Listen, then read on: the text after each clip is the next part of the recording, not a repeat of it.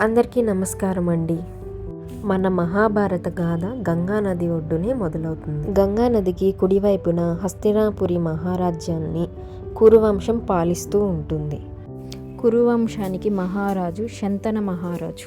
ఒకరోజు శంతన మహారాజు గంగా నది ఒడ్డున విహరిస్తూ ఉండగా ఒక స్త్రీని చూసి వివాహం చేసుకోవాలని అనుకుంటాడు.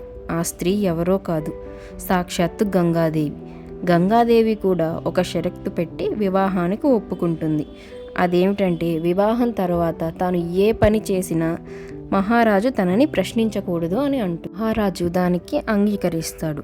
అలా గంగాదేవి శంతన మహారాజుల పెళ్లి జరుగుతుంది. కొన్నాళ్లకు వాళ్ళకి ఒక కుమారుడు జన్మిస్తాడు.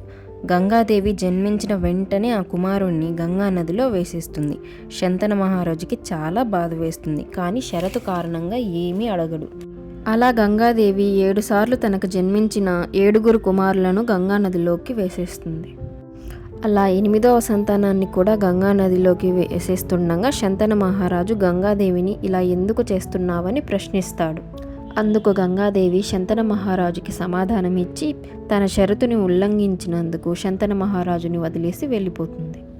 గంగాదేవి చెప్పిన సమాధానం గురించి అలాగే 8వ బిడ్డ గురించి మనం ముందు వీడియోల్లో తెలుసుకుందాం.